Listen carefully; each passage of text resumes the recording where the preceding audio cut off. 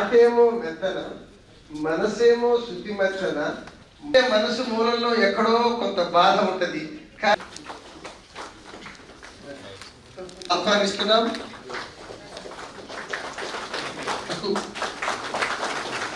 Revenue వచ్చి కూర్చుంటే బాగుంటుందండి. మీరు చూపినటువంటి చొరవ, ఇంకా రెవెన్యూ సదస్సులు సార్ చెప్పిన వైపు కడిగిరి వాటిని సర్చ్ చేసుకోండి అని చెప్పి మా అసోసియేషన్ తరఫున తెలియజేసుకుంటూ చర్య తీసుకున్న దాఖలాలు సాక్ష్యంలో లేదని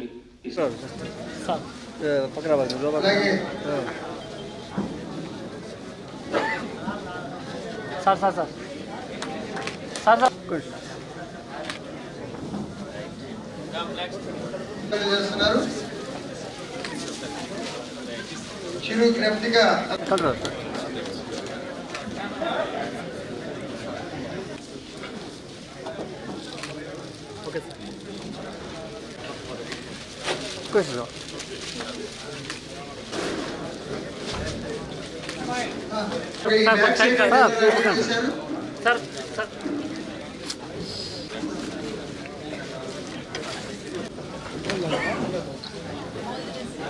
అలాగే రైస్ మిల్లర్స్ అసోసియేషన్ వాళ్ళు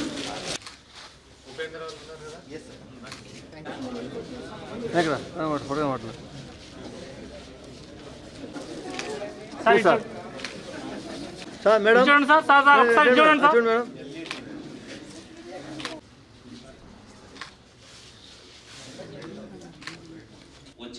నేను వచ్చి కూడా 4 months అవుతుంది. 4 monthsలో కూడా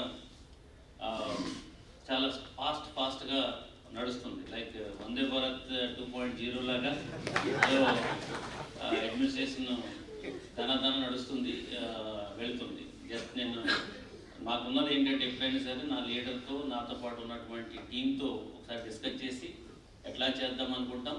ఇంకా డెసిషన్ వచ్చిన తర్వాత ఇంకా మళ్ళీ ఆగడం అనేది ఉంటుంది. ఇంకా సో అట్లాగా ఫాస్ట్గా వెళ్ళిపోతున్న టైంలో Gopalakrishna transfer it's like a big stapling block. So ఒకసారి మళ్ళీ వెళ్తున్న వేగానికి సడన్గా ఏదో అడ్డుకట్ట పడినట్టు అయింది. అయితే వెంటనే రిలీవ్ అయిపోవడానికి రెడీ అయిపోయాడు. వెళ్ళిపోతాను సార్ అని చెప్పేసి అన్నాడు. సో ఎక్కడికి వెళ్తాము, ఇంకా చాలా రెవెన్యూ పనులు చాలా ఉన్నాయి, ఇవన్నీ చేతికని కంగారు పడకని చెప్పేసి then I asked him to stay. So revenue డిపార్ట్మెంట్కి సంబంధించినటువంటి మాన్యువల్స్ తయారు చేయడంలో కానీ, ఆపరేటింగ్ ప్రొసీజర్స్ తయారు చేయడంలో కానీ, తర్వాత ఇప్పుడు రెవెన్యూలో చాలా రిఫార్మ్స్ తీసుకొస్తున్నారు. ఆ రిఫార్మ్స్ అన్నిటిని కూడా చేయాలి అని అంటే కనుక he is only the person. నేను ఇప్పుడు చూసిన God blessed him with an abundant knowledge in any subject, especially రెవెన్యూలో అయితే మాత్రం ఈజ్ లైక్ అన్ అథారిటీ. రేపు ఫ్యూచర్లో గవర్నమెంట్ రేపు తెలుసుకునే పరిస్థితి ఉంటుంది. అంత డీప్ అండర్స్టాండింగ్ ఉంది రెవెన్యూస్లో. నాకు I thought that is like it's like big support అనుకున్న టైంలో నాకు ఇది ఇప్పుడు గవర్నమెంట్ అంతా కూడా రెవెన్యూ మీద చాలా ఎక్కువ ఫోకస్ చేస్తుంది. ఈ టైంలో this departure is very big disappointment for me.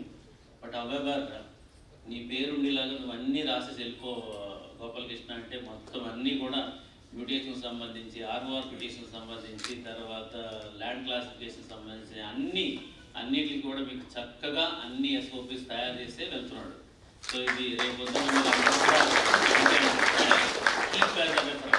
So రేపు కూడా ఉంటాయి. తన ఏదైనా సరే అక్షరం ఉన్నంతకాలం ఒక మనిషి ఉంటాడు.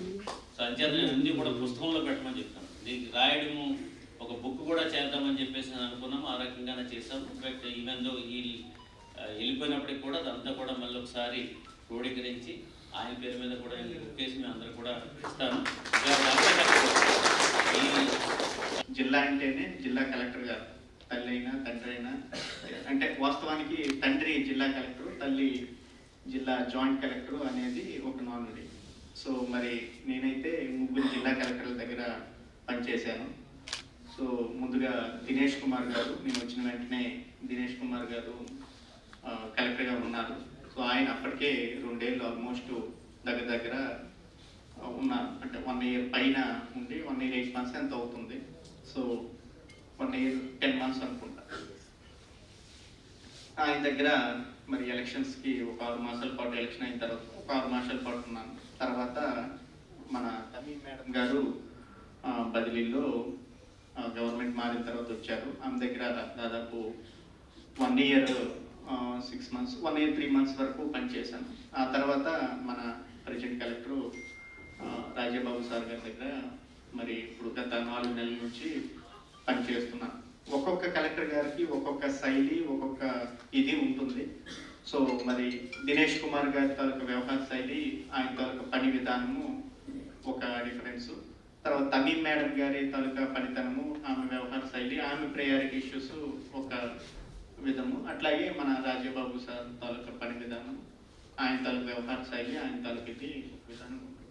సో మరి మా ఎలక్షన్స్లో ఫుల్గా మరి కోఆపరేషన్గా చేశాము.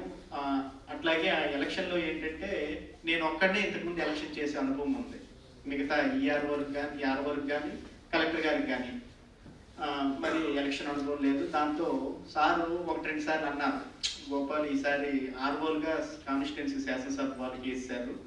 సో నాకు అడిషనల్ డిఈఓ లేకుండా అయిపోయారు, మీరు ఉంటే బాగుండేది. కానీ మీరు మీ కాన్స్టిట్యున్సీతో పాటు మనకి వీకెస్ట్ కాన్స్టిట్యున్సీలు 4 ఉన్నాయి, ఈ 4 కాన్స్టిట్యున్సీలు మీరే చూసుకోవాలి అని చెప్పడం జరిగింది. ఆరోగ్యమే మహాభాగ్యం అంటారు, కానీ ఆరోగ్యాన్ని నమ్మకంగా కాపాడే స్థానం ఎక్కడ? ఇది ఒంగోలులో మీకు దగ్గరగా మన Venkataramana nursing home private limited. Caring your life 54 ఏళ్ల విశ్వాసంతో ఇది ఒక హాస్పిటల్ కాదు, ఇది ఒక విశ్వాసం. 3 తరాలుగా వేలాది కుటుంబాలను ఆరోగ్యంగా నిలిపిన ఆదరణ. మా నిపుణుల వైద్య బృందం మా దగ్గర అనుభవం కలిగిన బృందంలో అందించే సేవలు neuro surgery, general medicine, diabetes, pulmonologist, general surgery, ophthalmology, urology, orthopaedic, ENT, paediatrics, dental surgery, anaesthesiology, gynaecology, cardiology, emergency మరియు క్రిటికల్ కేర్.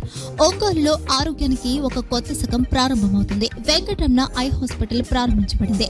కంటి ఆరోగ్యానికి ప్రత్యేక పరిష్కారంగా ప్రభుత్వ ఉద్యోగులు, రిటైర్డ్ ఉద్యోగులు మరియు వారి కుటుంబ సభ్యుల కోసం ఈహెచ్ఎస్ ద్వారా వైద్యం, క్యాష్లెస్ సేవలు, మెడియాసిస్, స్టార్, జీహెచ్పిఎల్, ఆదిత్య బిర్లా, బజాజ్ అలియన్స్ మరియు ఇతర ప్రముఖ హెల్త్ స్కీమ్లు అందుబాటులో ఉన్నాయి.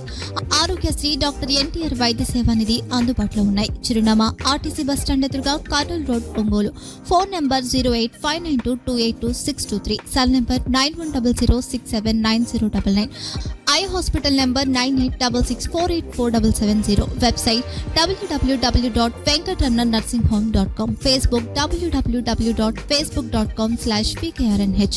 వెంకటరమణ నర్సింగ్ హోమ్ 3 తరాల విశ్వాసం, నూతనతతో కూడిన సేవ. మేము కేవలం చికిత్స చేయము, మేము శ్రద్ధ వహిస్తాం, పరిరక్షిస్తాం. సేవ చేయడం మాకు ధ్యేయం.